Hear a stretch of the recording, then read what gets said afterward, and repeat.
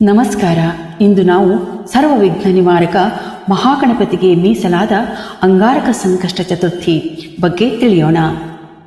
ಅಂಗಾರಕ ಸಂಕಷ್ಟ ಚತುರ್ಥಿ ತುಂಬಾ ಶ್ರೇಷ್ಠವಾಗಿದೆ. ಇದು ಅಪರೂಪಕ್ಕೊಮ್ಮೆ ಬರುತ್ತದೆ. ಹಾಗೆ ಈ ವರ್ಷದ ಮೊದಲ ಸಂಕಷ್ಟ ಚತುರ್ಥಿಯೇ ಅಂಗಾರಕ ಸಂಕಷ್ಟ ಚತುರ್ಥಿಯಾಗಿರುವುದು ವಿಶೇಷ. 2026 ಜನವರಿ 6 ಅಂದರೆ ನಾಳೆ ಅಂಗಾರಕ ಸಂಕಷ್ಟ ಚತುರ್ಥಿ ಇದೆ. ಈ ದಿನ ನಾವು ವಿಘ್ನೇಶ್ವರನನ್ನ ಹೇಗೆ ಪೂಜೆ ಮಾಡಬೇಕು, ಹಾಗೆ ಆ ದಿನದ ಮಹತ್ವವೇನು, ಮತ್ತೆ ಅದರ ವ್ರತಕತೆ ಬಗ್ಗೆ ಸಂಕ್ಷಿಪ್ತವಾಗಿ ತಿಳಿದುಕೊಳ್ಳೋಣ ಬನ್ನಿ. ಪ್ರತಿ ತಿಂಗಳ ಕೃಷ್ಣ ಪಕ್ಷದ ಚತುರ್ಥಿಯು ಸಂಕಷ್ಟ ಚತುರ್ಥಿ ಎಂದು ಪ್ರಸಿದ್ಧವಾಗಿದೆ. ಆ ಚತುರ್ಥಿ ಮಂಗಳವಾರ ಬಂದಾಗ ಅದನ್ನು ವಿಶೇಷವಾಗಿ ಅಂಗಾರಕ ಸಂಕಷ್ಟ ಚತುರ್ಥಿ ಎಂದು ಕರೆಯಲಾಗುತ್ತದೆ. ಅಂಗಾರಕ ಎಂದರೆ ಮಂಗಳ ಗ್ರಹ. ಮಂಗಳವಾರವು ಭಗವಾನ್ ಗಣೇಶನಿಗೂ ಹಾಗೂ ಮಂಗಳನಿಗೂ ಅತ್ಯಂತ ಪ್ರಿಯವಾದ ದಿನವಾಗಿದೆ. ಈ ದಿನ ಗಣೇಶನನ್ನು ಪೂಜಿಸಿದರೆ ಜೀವನದಲ್ಲಿರುವ ಸಂಕಷ್ಟಗಳು ನಿವಾರಣೆಯಾಗುತ್ತವೆ, ಮಂಗಳ ದೋಷ ಶಾಂತಿಯಾಗುತ್ತದೆ, ವಿವಾಹ ವಿಳಂಬ, ಸಾಲ, ರೋಗ, ಮಾನಸಿಕ ಒತ್ತಡಗಳಿಂದ ಮುಕ್ತಿ ದೊರಕುತ್ತದೆ. ಶಾಸ್ತ್ರಗಳು ಹೇಳುವಂತೆ ಈ ವ್ರತವನ್ನು ಶ್ರದ್ಧೆಯಿಂದ ಆಚರಿಸಿದರೆ 1000 ಗಣಪತಿ ಪೂಜೆ ಮಾಡಿದ ಫಲ ದೊರಕುತ್ತದೆ. ಅಂಗಾರಕ ಸಂಕಷ್ಟಿ ಪೂಜಾ ವಿಧಾನ ಹೀಗಿದೆ.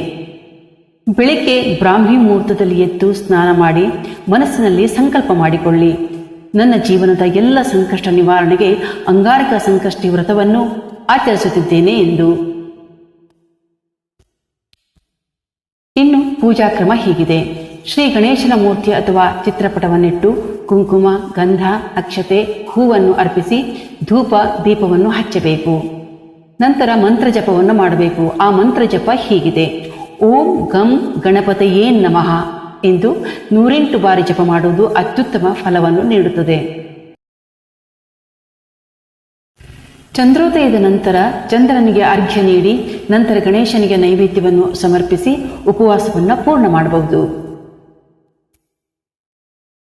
ಇನ್ನು ಗಣೇಶನಿಗೆ ನೈವೇದ್ಯವನ್ನು ಅರ್ಪಿಸೋದಾದರೆ ಮೋದಕವನ್ನು ಅರ್ಪಿಸಬಹುದು. ಕಡುಬು, ಕೊಬ್ಬರಿ ಉಂಡೆ, ಹಣ್ಣುಗಳು, ಬೆಲ್ಲ, ಹಾಲನ್ನು ಕೂಡ ಅರ್ಪಿಸಬಹುದು. ಅಂಗಾರಕ ಸಂಕಷ್ಟಿ ವ್ರತದ ಪ್ರಯೋಜನಗಳು ಹೀಗಿದೆ.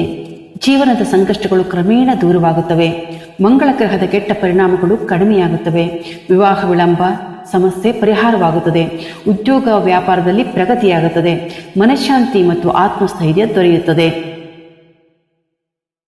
ಅಂಗಾರಕ ಸಂಕಷ್ಟ ಚತುರ್ಥಿಯ ವ್ರತಕತೆ ಹೀಗಿದೆ.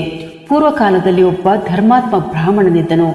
ಅವನು ಸತ್ಯವಂತ, ಶಾಂತ ಸ್ವಭಾವದವನಾಗಿದ್ದರೂ ಜೀವನದಲ್ಲಿ ಅನೇಕ ಸಂಕಷ್ಟಗಳಿಂದ ಬಳಲುತ್ತಿದ್ದನು. ವಿವಾಹ ವಿಳಂಬ, ಸಾಲದ ಬಾಧೆ, ಆರೋಗ್ಯ ಸಮಸ್ಯೆ ಎಲ್ಲವೂ ಅವನ ಜೀವನವನ್ನು ಕಾಡುತ್ತಿತ್ತು.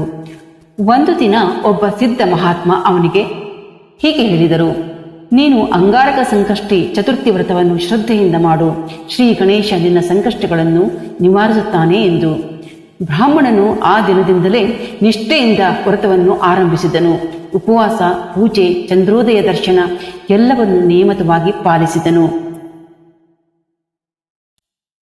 ಕೆಲವೇ ತಿಂಗಳುಗಳಲ್ಲಿ ಅವನ ಸಾಲಗಳು ತೀರಿದವು, ಆರೋಗ್ಯ ಸುಧಾರಿಸಿತು, ವಿವಾಹವು ಸುಸೂತ್ರವಾಗಿ ನಡೆಯಿತು. ಸಂಕಷ್ಟ ಬಂದಾಗ ದೇವರನ್ನು ನೆನೆಸಿದರೆ ಸಂಕಷ್ಟವೇ ಭಕ್ತಿಯನ್ನು ಕಲಿಸುತ್ತದೆ. ಅಂದಿನಿಂದ ಅಂಗಾರಕ ಸಂಕಷ್ಟ ಚತುರ್ಥಿ ಭಕ್ತರಲ್ಲಿ ಅಪಾರ ಶ್ರದ್ಧೆ ಪಡೆಯಿತು. ಸಂಕಷ್ಟಗಳು ಶಾಶ್ವತವಲ್ಲ, ಆದರೆ ಭಕ್ತಿ ಶಾಶ್ವತ ಪರಿಹಾರ.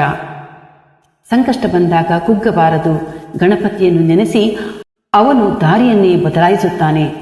Ganapati Bappa Morya. Thank you so much for watching. ಎಲ್ಲರೂ ಕೂಡ ಸಂಕಷ್ಟಹರ ಚತುರ್ಥಿ, ಅಂಗಾರಕ ಸಂಕಷ್ಟ ಚತುರ್ಥಿಯನ್ನು ಆಚರಿಸಿ ಎಲ್ಲ ಪುಣ್ಯ ಫಲಗಳನ್ನು ಪಡೆಯೋಣ ಅಂತ ಹೇಳ್ತಾ ಎಲ್ಲರಿಗೂ ಧನ್ಯವಾದಗಳು. Thank you so much for watching.